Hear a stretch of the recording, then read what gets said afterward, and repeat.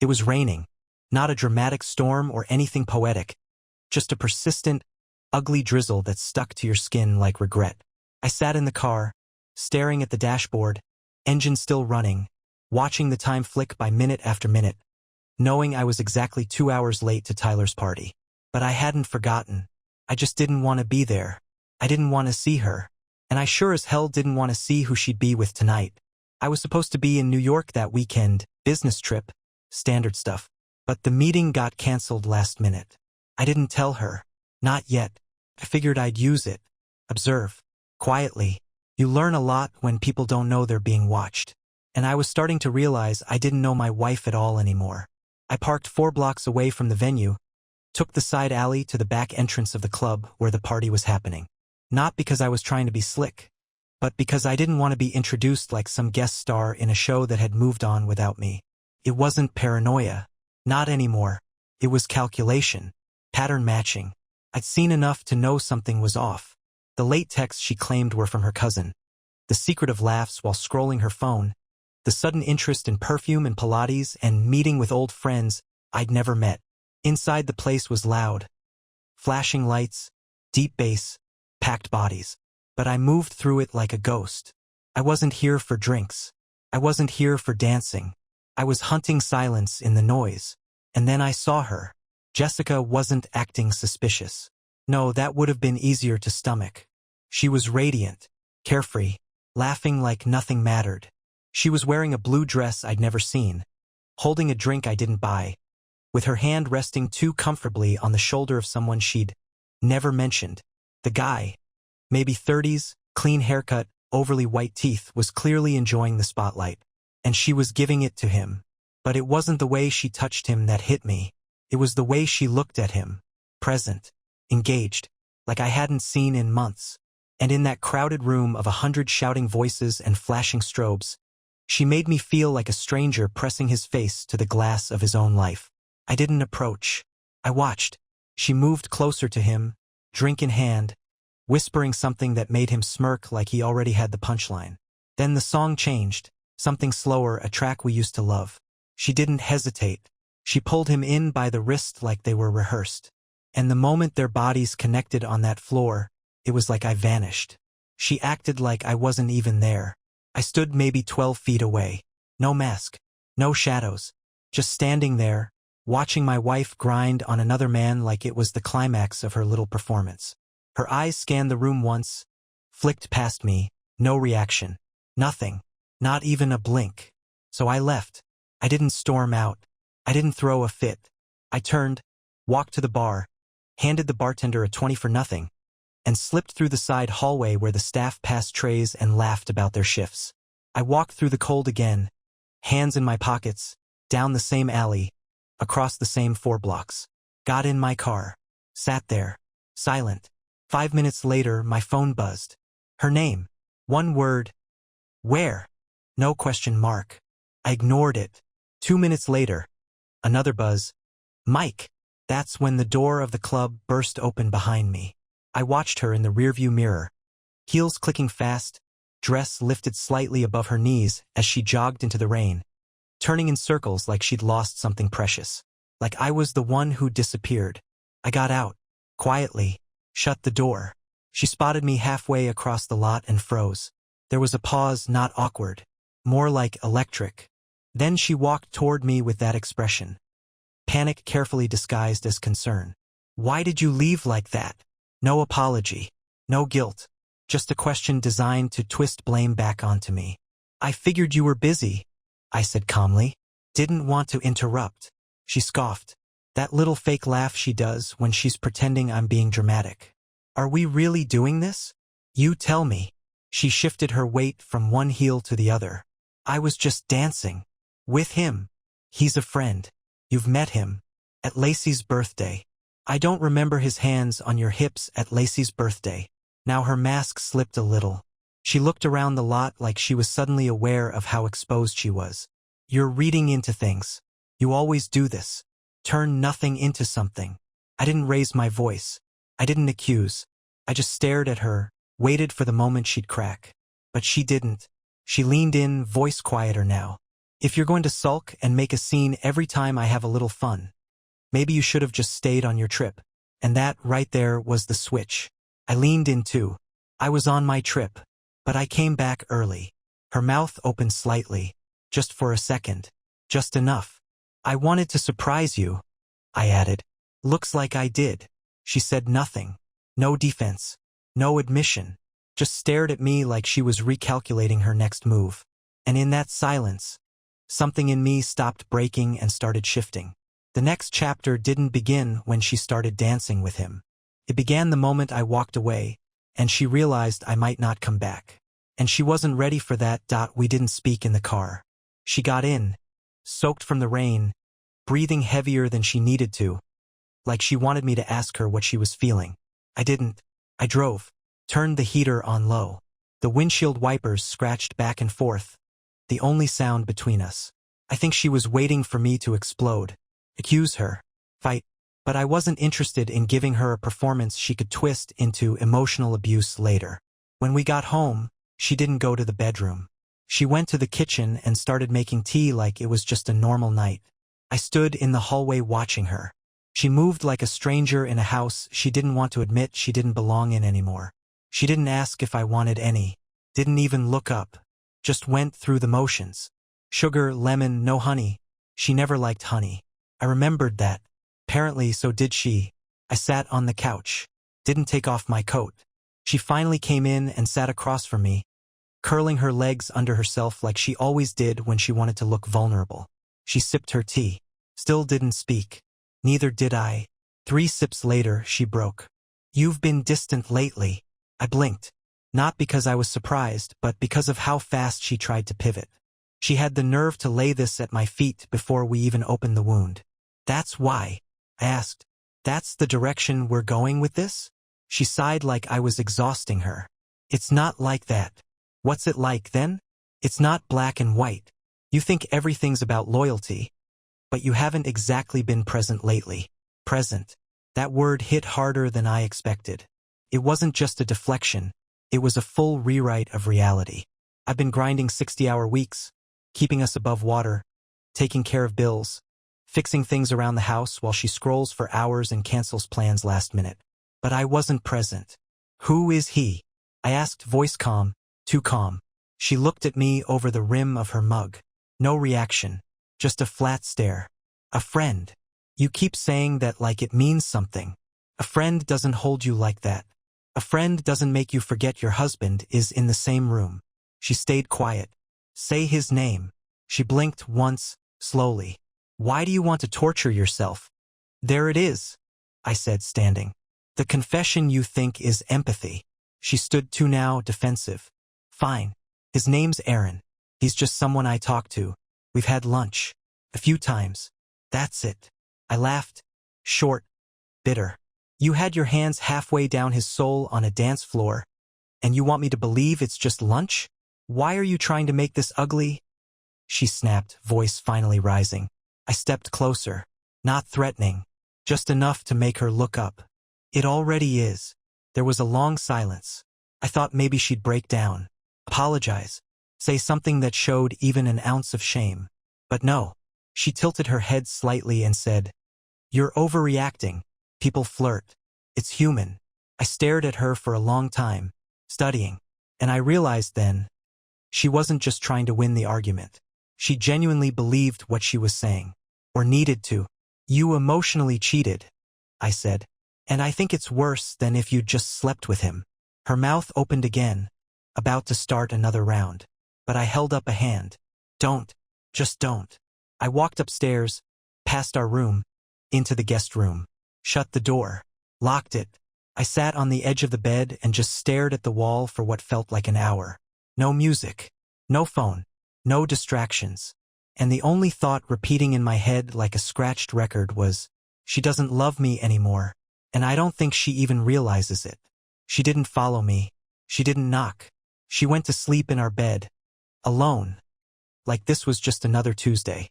That silence between us grew teeth that night. And I was no longer scared of what I might find. I was scared of how far it had already gone without me noticing. The next morning, she acted like nothing happened. She made coffee, played some indie playlist on the speaker like she was performing normal.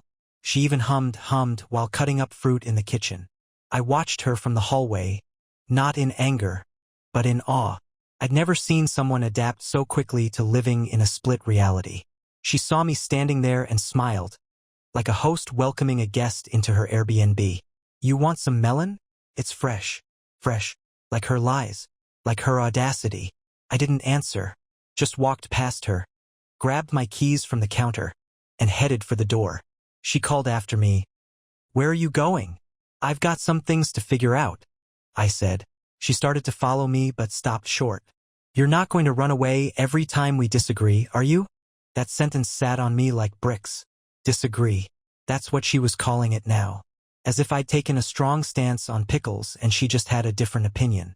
I didn't respond. I left. I didn't even have a plan. I drove aimlessly for a while, coffee in one hand, my phone in the other, scrolling through names I hadn't touched in months. Then I stopped on one, Daniel. Old friend. The kind of guy who keeps receipts, and I knew for a fact he was at the party. We hadn't talked in over a year. Fell out over something stupid. But I hit call. He picked up after 3 rings. "Mike." "Yeah. I need a favor." Silence. Then, "What kind?" "I need you to tell me exactly what you saw last night, between Jessica and that guy. No filters." He didn't hesitate. "You want the truth? Fine. I thought you guys were done." She wasn't just dancing, man. She was wrapped around him like he was her rescue boat and the room was flooding. I clenched my jaw. Not in anger, just to hold myself together. "She kiss him?" I asked. He paused. "Not on the lips, but neck, ear." She whispered something, and he laughed and grabbed her thigh like he'd heard it before. My throat dried. "And she let him?" She leaned into it. I ended the call without saying goodbye. By the time I got home, she was on the couch pretending to read. I didn't even take off my jacket. I stood by the door, arms crossed. "I talked to someone who saw you with Aaron last night." She looked up slowly, like she'd expected this and was already rehearsing her lines. "Mike, don't lie. Not this time. Just don't." She put the book down, still open to the same page she hadn't read a word of. "Okay." I flirted.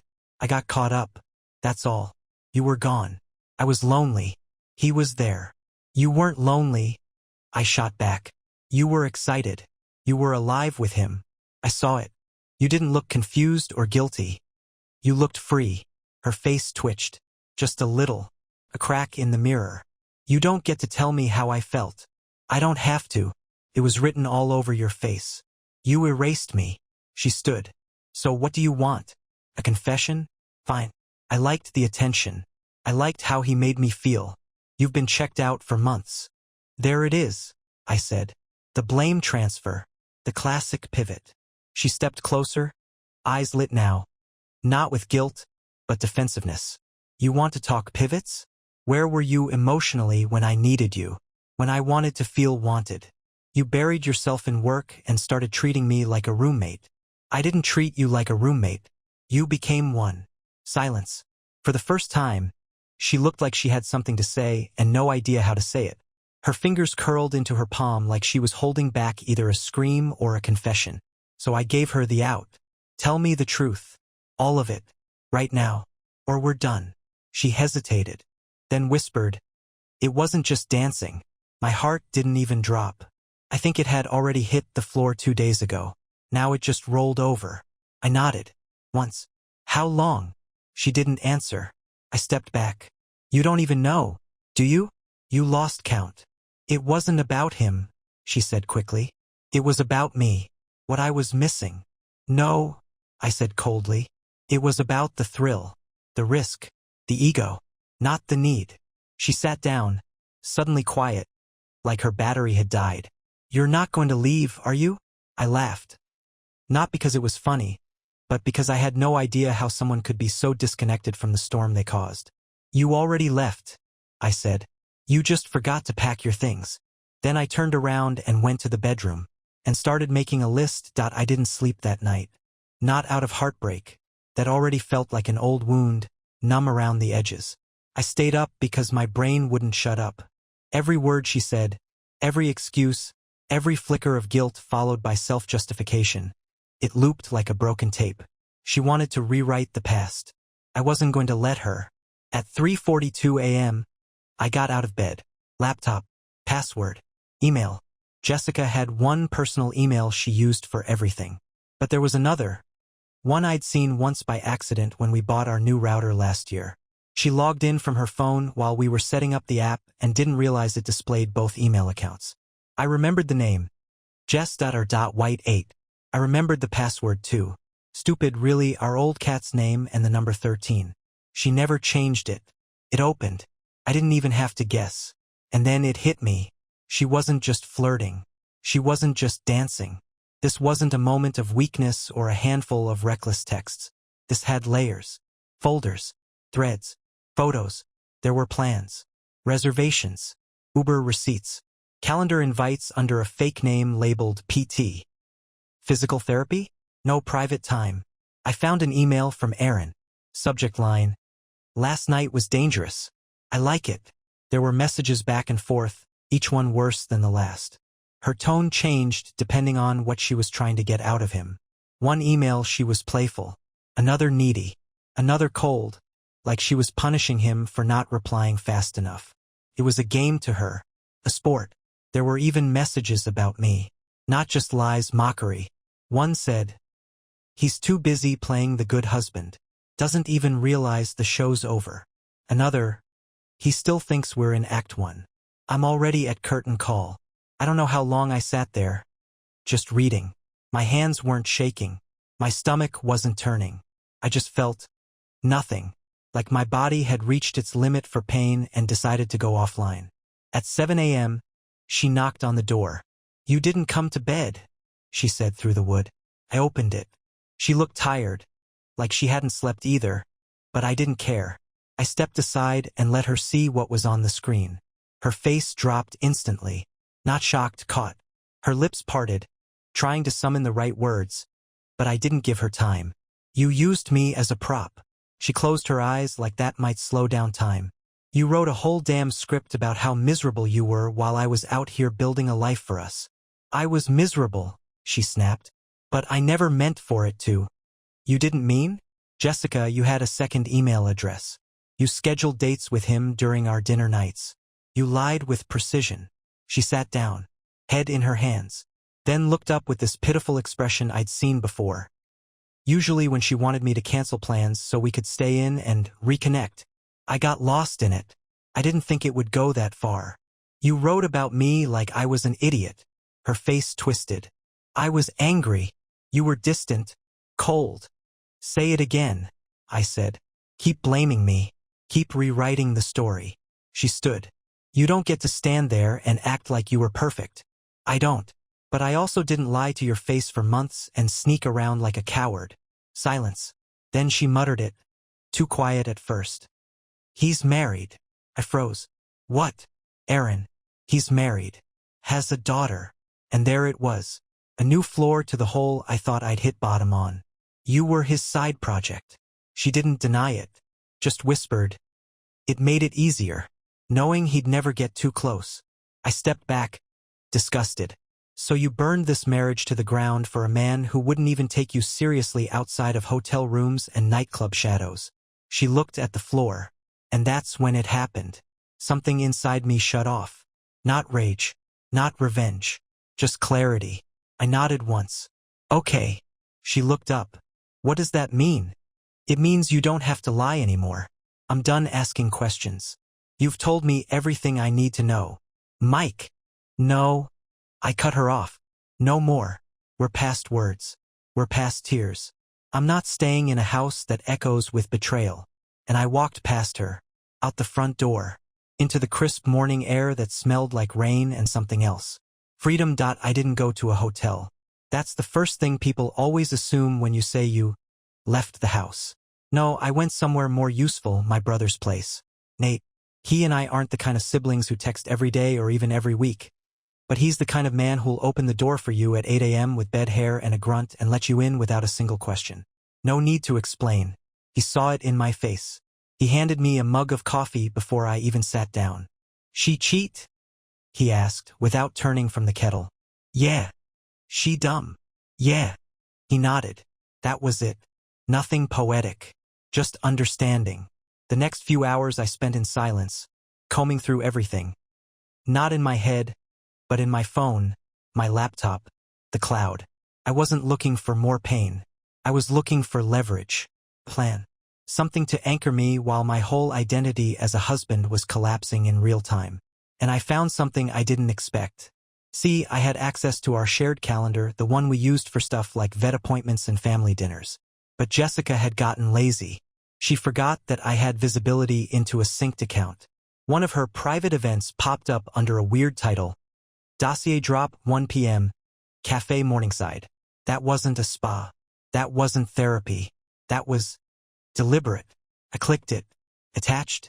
File link. I opened it. It was a document. Password protected. Named Fall Plan JRW. My initials. Hers. I stared at it for a while. Tried the same cat name password. Didn't work. I tried our wedding date. It opened. Inside was a full breakdown of assets, contingency contacts, timelines, and worst of all, an outline for how to separate cleanly in phases. Her words. Not legal language. Not divorce lawyer language. This was her own plan. Written like a project proposal. She had subheadings. Checklists. Phase 1. Emotional withdrawal. Phase 2. Social realignment. Phase 3. Controlled exposure. I kid you not. Under Phase 3, one bullet read, allow truth to surface organically. Avoid direct confession unless confronted with evidence. Control narrative. Control narrative. She didn't just betray me. She staged it, timed it, measured it, and then had the audacity to call it my fault for being distant. I took screenshots, every page. Then I noticed something else. One folder synced to her email had a different name. Not Aaron. Not personal. It was titled Crane. I clicked it. Inside were videos, clips from her phone, audio memos, even a selfie video where she spoke directly into the camera like she was filming a diary entry. I hit play on one. It was her, sitting in our backyard, wine glass in hand, legs tucked up under her. I think Mike suspects something, she says into the camera, but he won't say anything. He never does. It's easier to just let him carry the weight of things. I don't feel guilty, not really. I feel indifferent. I know that sounds cruel, but honestly, I just want out without being the villain. I want to be understood, not punished. Understood. I watched her blink calmly, swirl her wine, and lean back like she was narrating some college documentary about spiritual awakenings. No tears, no hesitation. She was documenting her betrayal like it was art. I transferred everything to a hard drive, encrypted, labeled, and then I called her sister. Lena and I had always been close, too close maybe in Jessica's opinion. But Lena had a sharp tongue and a moral compass. She picked up on the first ring. Mike, I need to talk, and you need to hear it. I told her everything. Not just the affair. Not just the emails. I told her about the document, the fall plan, the video diaries, the manipulation, the rewritten history. I didn't cry. I didn't dramatize. I gave her the truth in raw form. When I finished, there was a long pause. Then she whispered, "You're not the first one." What? She did this before, Lena said. With her ex. She didn't cheat then, but she ghosted him. Made him feel like he was the problem. She convinced the whole family he was toxic. Even me. And now I feel sick. She asked me to send her the files. I did. And that's when I realized something. Jessica wasn't just betraying me. She was rehearsing a performance she'd been perfecting for years. Every time someone got too close to seeing her clearly, she changed the lighting, rewrote the lines, cried on cue. Not this time. Not with me. The next step wasn't about revenge. It was about exposure. Not to punish her, but to take away the one thing she needed more than anything. Control. That I didn't go home that night. I wanted her to feel the silence. Not the kind she weaponized in her phased withdrawal, but the kind that clings to the walls after a bomb goes off. The kind that makes your skin crawl because the furniture is still there, but the soul of the place is missing. I stayed with Nate again, but this time I couldn't sit still. I was pacing like a man rehearsing something. Not a speech, a reckoning. The truth was too big to keep between the four walls of my skull. It needed light, and Jessica, more than anything, needed to lose control of the story. The first domino I pushed wasn't dramatic. It was an email. I sent it to her family group chat, the one she always muted. Her mother, her dad, Lena, her cousin Morgan. I attached a single PDF, titled, Fall Under Complete PDF. No commentary, no message, just the plan. I knew Lena would follow up, and she did within minutes. 3 missed calls from Jessica, straight to voicemail. Then a message. What did you just do? I didn't answer. Then another. You don't understand what this looks like. And there it was again, that favorite word of hers. Looks. Not feels. Not means. Just looks. I was done responding to her, but I wasn't done. Next came the group of mutual friends. Not all of them, just the ones she leaned on. The ones she lied to, painting me as cold, distant, emotionally detached. I'd avoided telling them anything until now, thinking I'd rise above it. But Jessica didn't deserve silence anymore. She deserved honesty. I posted one screenshot from the video diary, her quote about not feeling guilty, about wanting out without being the villain. I attached it with one sentence. I stayed loyal. She stayed recording. No dramatics. No rage. Just facts. Straight from her mouth. The reactions? Nuclear. My phone didn't stop buzzing. Messages from friends. Some apologizing for believing her. Others shocked. One of her closest friends, Tasha, called me in tears. She told me you were neglecting her. That she felt invisible. She told me I didn't exist. I said flatly. While she was pressed up against Aaron. Silence. Then, I don't know who she is anymore. That made 2 of us. By the time I returned home the next evening, the lights were off. No music. No humming. No wine glass. Just her. Sitting on the floor near the couch. Knees pulled in like she'd fallen and couldn't figure out how to stand up again. You humiliated me, she said without looking up. No, I replied. I introduced you. She stood slowly, face pale, voice trembling but not from sorrow, from shock. She couldn't believe I'd done it, that I'd taken the narrative away from her. You really think this makes you look good? I don't care how I look, I said. You do. That's the difference. She crossed her arms, but I could see the unraveling had begun. Her voice didn't have that sharp, smug tone anymore, cracked in places. My mother won't speak to me, she said. Lena's blocked me. I said nothing. Then she dropped it, the line I'll never forget. I was going to come clean. Eventually. I just wanted to do it on my terms.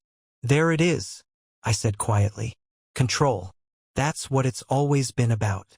I didn't want you to hate me. I stepped forward. Calm. Measured. You didn't care if I hated you. You just didn't want people to see it. You didn't want the mirror turned around. She was shaking now. A shell of the woman who once danced like I didn't exist. Now she stood here, drowning in the attention she used to crave, but none of it on her terms. Then came the last play. She looked up at me with tears just beginning to surface and said, Do you think we can fix this? Not sorry. Not I was wrong. Just, can we fix this? Like we were talking about a flat tire or a broken window.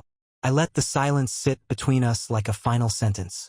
And then calmly, No. I walked upstairs, grabbed the duffel bag I'd packed earlier, and headed for the door. Behind me, she didn't speak, didn't chase, because for the first time in our entire marriage, she didn't know what to say. And that terrified her more than anything. She always thought the worst thing that could happen was being left. She was wrong. The worst thing for Jessica was being known. And now everyone knew. 3 days after I walked out, the shockwaves were still rippling. People were whispering, sure, but not behind my back. Behind hers. She tried to do damage control, of course. Frantic texts to friends. Teary phone calls to family members. She told them it was all being twisted, that I was spiteful and hacked her emails, that I was emotionally abusive and just couldn't handle the truth. The problem? She underestimated how well they knew her patterns. Turns out, the version of her they'd always wanted to ignore was now standing in front of them, mascara-streaked and cornered. And her old tricks didn't work anymore.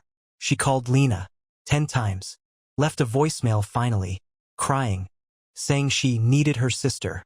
Lena sent me the recording.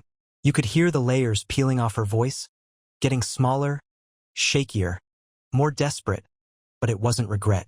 It was panic, fear of isolation, fear of irrelevance. The same day, Tasha, her closest friend, reached out again. She sent me a screenshot of Jessica's latest text. I don't know what he told you, but he's manipulating everyone. He made it look worse than it was. Tasha's reply? You made it look worse. He just turned on the lights. That one made me smile. I wasn't smiling long, because then the final piece dropped. Aaron's wife found me. I didn't seek her out.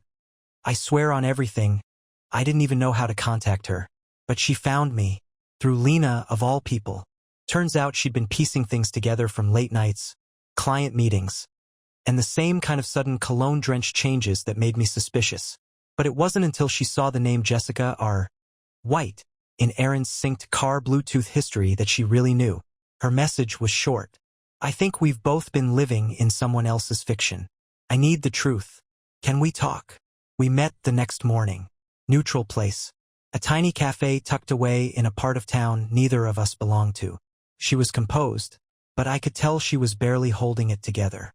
She had that look, like she was balancing on a beam and trying to stay upright long enough to get through it. We traded stories, timelines, patterns, photos, receipts.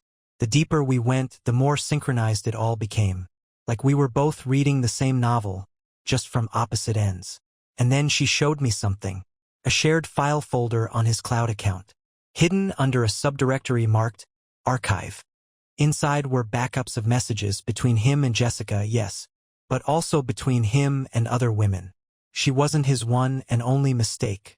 She was part of his collection. I didn't feel vindicated.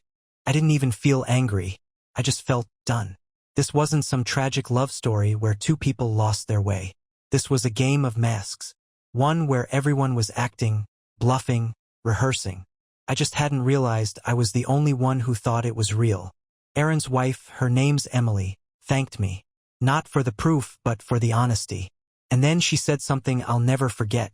They always think they're the main characters, until the credits roll. That night, Jessica sent me one final message. A wall of text. Apologies, rationalizations, fragments of truth sprinkled like sugar on a bitter pill. She said she was scared now. Said she didn't recognize herself anymore. Said, this all escalated so fast. No accountability, just a performance. I didn't reply. Instead, I emailed her a short message. Please forward all communication to my lawyer. I'm filing. And with that, the lights in her little theater finally went out. But I wasn't done yet, because there was still one more lie, one she hadn't told me. One she told herself that it's strange how quiet the world gets after the storm. You think there'll be more yelling, more rage, maybe even some twisted part of you expects an explosion. But sometimes, the loudest collapse is the one that happens inside someone. And that's what I was watching now. Not a woman mourning her marriage. Not a cheater full of regret. No, I was watching a person slowly realize that the version of themselves they built for the world had just been stripped naked. Jessica wasn't texting anymore. No emails. No late-night calls begging or accusing. Just silence. Should have felt like peace. But something about it felt calculated. So I waited. 3 days passed. Then Lena called. She's been going around saying she ended it, she said flatly. That you broke down when you found out about Aaron. But you weren't strong enough to forgive her.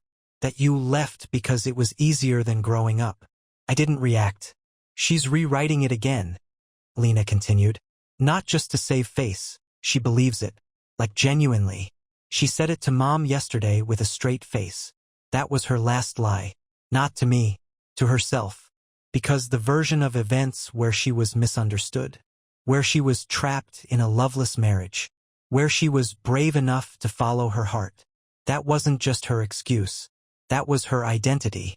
And now that I'd exposed the real one, she couldn't survive the gap between the mask and the mirror. The following Sunday we had to meet, legally, for mediation. Property, accounts, next steps. Neutral office. 2 lawyers. A mediator. Cold water in plastic cups. No warmth. No pretense. She walked in wearing a blazer and neutral makeup, her professional victim look. I'd seen it before. Polished, polite, controlled. She didn't meet my eyes once. The mediator ran through the standard preamble, then asked if either party had anything they'd like to say before proceeding. I looked at her lawyer, then at her. She nodded slightly. "I'll speak." She cleared her throat. Then she started. What followed was the most sterile, carefully curated string of sentences I'd ever heard from her. She acknowledged mistakes were made, but said our marriage had suffered from years of emotional distance. She said we struggled to communicate, and that in the end, we grew apart in incompatible ways. I didn't interrupt. She sounded like she was reading from a brochure titled How to End a Marriage Without Admitting Anything. When she finished, the mediator looked at me. I leaned forward, calm, precise. "No objection," I said. "Just one clarification." She didn't grow apart. She grew around me, like ivy on brick.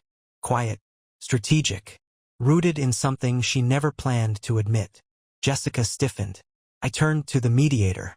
"We can continue." And we did. But the silence between us after that? It wasn't awkward. It was loaded. She knew I wasn't playing anymore, that I wouldn't participate in the fantasy where we both just drifted. She wanted a clean ending, one she could package, tell her friends, her parents, maybe her next errand. Something easy to digest. But here's the truth. Some people don't want to be forgiven. They want to be untouched. They want to walk away from the wreckage without a scratch. No blood, no smoke, just a rewritten past where you were the problem and they were just coping. Jessica's greatest fear wasn't losing me. It was losing her version of herself. And now, everyone had seen the director's cut. By the time we finished dividing everything, house, cars, savings, she finally looked at me. Her eyes didn't scream, "I'm sorry." They screamed, "I'm exposed." She stood, picked up her purse, adjusted her collar, and said, "I hope you find peace." I almost laughed, not because it was funny, but because it sounded like a prayer she didn't believe in. So I gave her the last truth she'd ever get from me. "I didn't lose peace. You were standing in front of it." I walked out, down the hall, through the parking lot, and in that moment I didn't feel strong, or noble, or even relieved. I just felt finished. But we're not done. In part 9, Jessica makes one last desperate move. Not for love, not for me, for her reputation. And what I did next. She didn't see it coming. I had already moved out. Fully. No storage unit, no "maybe I'll come back for" nonsense. I severed clean. The house was hers now. The echo of what we pretended to be could stay there with her. I took my clothes, my tools, some photo albums, and left the rest. She could have the memories, I'd keep the truth. I thought it was over. It wasn't. 2 weeks after mediation, I got a message from a number I didn't recognize. It was from Tasha, Jessica's old friend. The one who'd initially defended her before I sent the receipts. I hadn't heard from her since. Her message said, "Heads up, she's planning something. Not sure what exactly, but she's been talking about reclaiming her image. Said you damaged her brand. She's unwell, Mike. Unraveling." I didn't even have time to ask what she meant before it happened. I got tagged in a Facebook post. Public. Long. Jessica had written a full-length novel disguised as a healing message. A performative manifesto for her curated social circle, most of whom knew nothing about the truth. The post started with, "This isn't about blame. This is about truth. My truth." That phrase should be illegal. She went on to paint herself as a woman who'd lost herself in a marriage built on control, who tried to hold it together for the sake of expectations, who had been misunderstood and manipulated into silence. She never named me, of course. She just said things like, "he and some people," and "when you've lived in someone's shadow for too long." Then came the dagger. I made mistakes. I own that. But I was driven there. I was not the only one hiding things. Driven. Like she tripped and fell into deception. And that last line, "I was not the only one hiding things," was a setup. Perfect little trap. Designed so people would fill in the blanks with me. It worked. Within an hour, she had 20 comments from people saying things like, "You're so strong. So brave to speak your truth. If he was making you feel small, That's emotional abuse. And the worst one, I always knew he had a dark side. That one came from a girl she met once. I didn't reply. Not there. Not publicly. I don't throw punches on social media. It's her arena. But I wasn't about to let her rewrite the final chapter. So I sent her one message. Direct. Short. You get one chance to take that post down before I post the videos. She saw it. Left me on read for 15 minutes. Then replied, you wouldn't. That's petty. So I posted. Not the diary clip. Not the email screenshots. Just one video. 10 seconds. Her voice? Clear. Confident. I don't feel guilty, not really. I just want out without being the villain. I didn't even add commentary. Didn't need to. Tasha shared it. So did Lena. Within hours, Jessica's post was gone. Not just edited. Deleted. Entirely. And her profile? Deactivated. Then I got a voicemail. Her voice. This time not composed, not theatrical, shaking. I didn't think you'd actually do that. I didn't think it mattered anymore. Why did you? She trailed off. Then, I guess I deserve that. No, I'm sorry. Just a calculation that didn't pay off. Because for once, someone didn't let her stage the scene. I didn't respond. I don't respond to actors still clinging to the script. But what I did next, that was the final nail in the story she tried to sell. Because I wasn't just reclaiming my peace anymore. I was reclaiming the truth. It ends quietly. Not with a bang. Not with some courtroom scream or a teary airport reunion. Not with one last speech, or a confession, or a rain-soaked apology on my doorstep. That's how Jessica would have written it. All drama, all spotlight.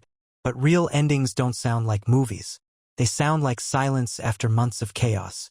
They sound like your own breath, steady for the first time in what feels like years. But before we get to the quiet, there was one last thing. You remember that video I posted? The one where she admitted she just didn't want to be seen as the villain? That clip went further than I expected. People started asking questions, real ones. And not just her social circle. Professionally. See, Jessica's not some anonymous nobody.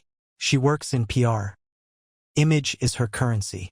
Her whole career is about shaping perception, selling stories.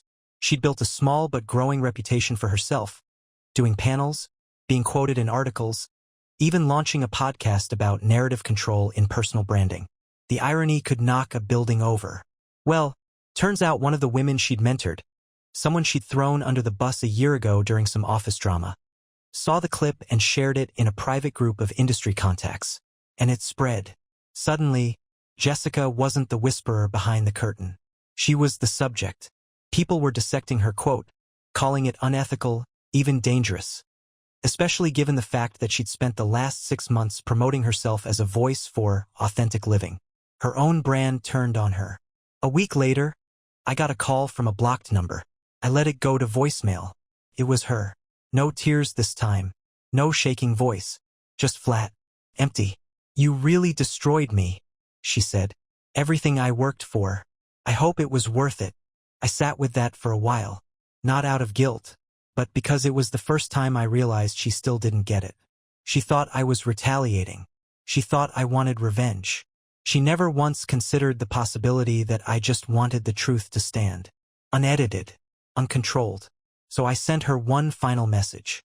Just one sentence. You did this to yourself. I just stopped covering for you. That was the last time we ever spoke. The divorce finalized 2 weeks ago. She didn't show up. Signed remotely. Didn't even send a text after the confirmation came through. And I didn't expect her to. Because she was already rewriting a new chapter somewhere else. Probably calling it growth. Probably telling someone new that her ex just couldn't handle who she was becoming. And me? I'm fine. That's not a cliché. I mean it. I didn't walk away from Jessica bitter or broken. I walked away clear. I walk lighter now. I sleep deeper. I laugh at things again. Real laughs, not the polite chuckles I used to fake when she wanted to seem interesting. I've reconnected with people I pushed away during our marriage. People who told me they didn't like who I became when I was with her. And they were right. I didn't like that version of me either. The quieter one. The one who second-guessed everything. The one who thought keeping the peace meant being silent. But I'm not silent anymore. If there's one thing I want someone reading this to take away, especially if you're in a situation like mine, it's this: trust the things that don't add up. Don't wait for the big explosion. Don't wait for the proof to be undeniable. If someone makes you feel invisible, they know they're doing it. Jessica didn't cheat because she was broken. She cheated because it was easier than being honest. Easier than saying, I'm not who I pretend to be. And me, I'm not pretending anymore either. So yeah, that's it. That was my marriage. And this is the part where I begin again.